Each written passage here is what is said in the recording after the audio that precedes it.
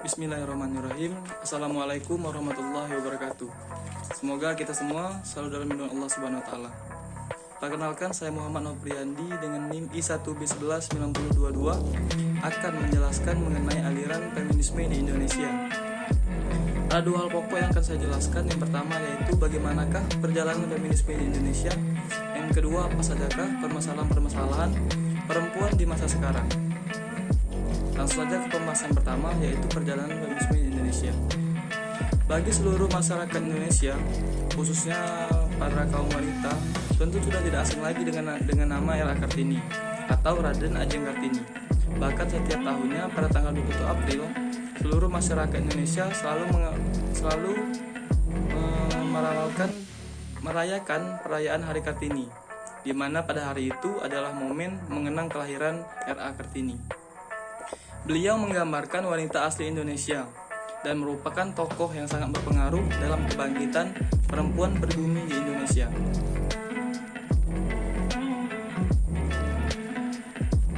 Raden Ajeng Kartini berasal dari kalangan priai atau yang bisa disebut dengan kelas bangsawan. Ia merupakan putri dari Raden Mas Adipati Aryo, seorang patih yang diangkat menjadi Bupati Jepara. Dan ibunya bernama M.A. Ngasirah, putri dari Nyai Siti Aminah dan Kiai Haji Madirono, seorang guru agama di Jepara. Beliau pada masa kecilnya adalah seorang anak yang pintar. Sampai pada usia 12 tahun, Kartini diperbolehkan bersekolah di ELS atau Europe Leader School. Di sisi lain, Kartini belajar bahasa Belanda. Tapi setelah usia 12 tahun, dia harus tinggal di rumah karena sudah bisa dipinggit. Sosok Kartini yang pandai berbahasa Belanda sering mempelajari atau bahkan menulis surat-surat kepada teman-teman yang berasal dari Belanda.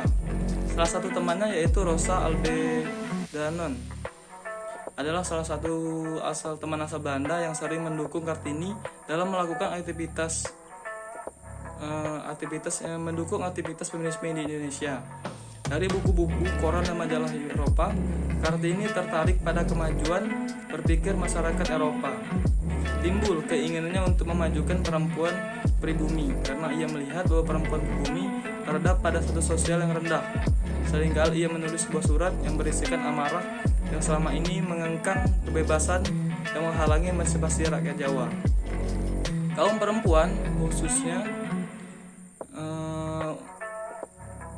selalu dikucilkan, dianggap di bawah daripada kaum laki-laki.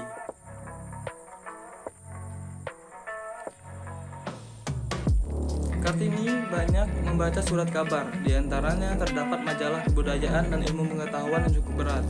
Ia juga membaca majalah wanita Belanda bernama The Holles Lely. Kartini pun kemudian beberapa kali mengirimkan tulisannya dan akhirnya dimuat. Dari surat-suratnya tampak Kartini membaca apa saja yang perlu diperhatikan sambil membuat catatan-catatan. Kadang Kartini menyebut salah satu karangan atau mengutip beberapa kalimat.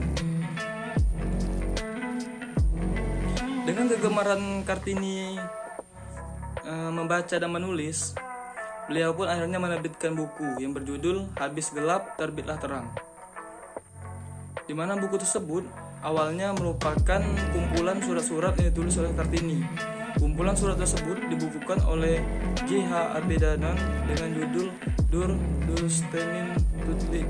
Setelah Kartini wafat, beliau mengumpulkan dan membukukan surat-surat yang pernah dikirimkan R.A. Kartini pada teman-teman di Eropa. Dalam banyak pemikiran yang membuat perubahan bagi masyarakat Indonesia, khususnya para kaum pribumi, ada saja kontroversi di balik itu semua. Bahkan ada beberapa kalangan yang meragukan kebenaran surat-surat Kartini.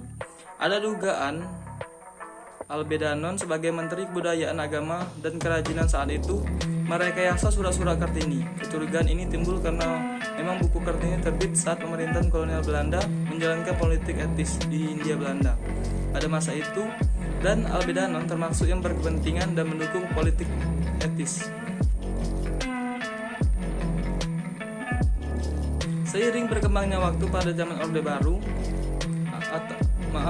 seiring berkembangnya waktu pada zaman masa Orde Lama, Presiden Soekarno memberikan kesempatan kepada gerakan feminisme di Indonesia dengan mengajarkan tentang keperempuan dan perjuangan pada kaum perempuan.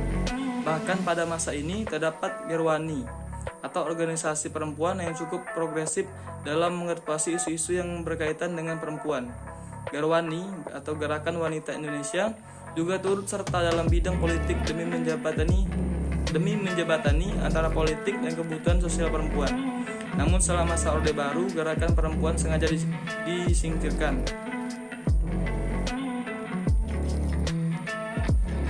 Gerakan feminisme bukanlah gerakan yang untuk menyerang laki-laki, tetapi merupakan gerakan perlawanan terhadap sistem yang tidak adil dari sistem patriarki.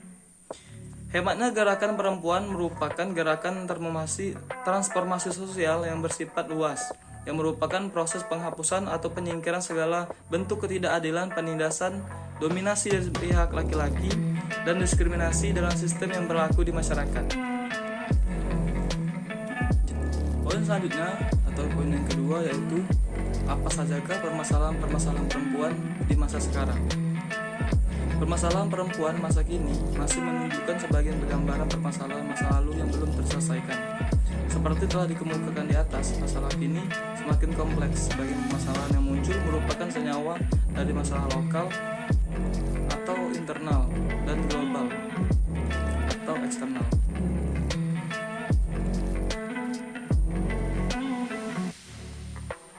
Munculnya berbagai permasalahan tersebut disebabkan oleh beberapa hambatan sebagai berikut. Yang pertama, kondisi politik. Perempuan belum terwakili secara proporsional dalam politik strategis. Jumlah wanita yang menduduki jabatan eselon 1 dan 2 departemen hanya 5,5% atau 843 dari 15.000 orang. Hal ini dapat disebabkan oleh sosialisasi keluarga yang menanamkan budaya bahwa pendidikan politik itu keras, jahat bagi dunia laki-laki, penuh persaingan dan tidak sehat, tidak tepat bagi perempuan. Aktif dalam pendidikan politik perlu kesediaan waktu tanpa batas. Yang kedua, kondisi sosial atau kondisi sosial ekonomi. Masalah utama yang dihadapi adalah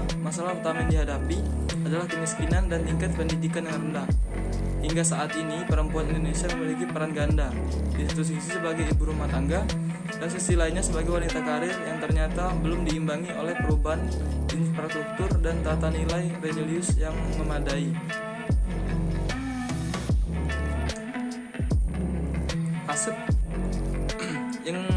Yang ketiga yaitu permasalahan ketiga, masalah yang berkaitan dengan aspek ideologis dan psikologis.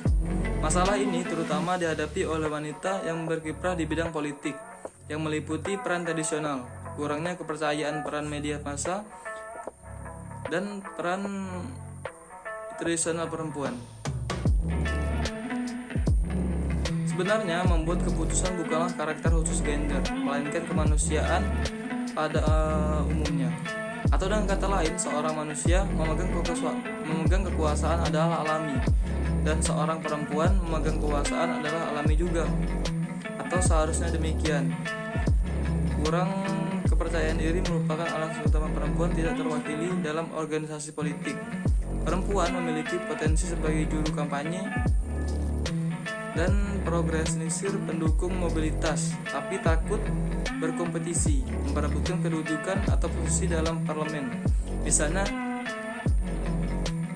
ia masih dihinggapi budaya takut berkompetisi. Demikianlah penjelasan mengenai aliran feminisme di Indonesia demi memenuhi ujian dengan semester mata kuliah kajian prosa fiksi. Akhir kata, wassalamualaikum warahmatullahi wabarakatuh.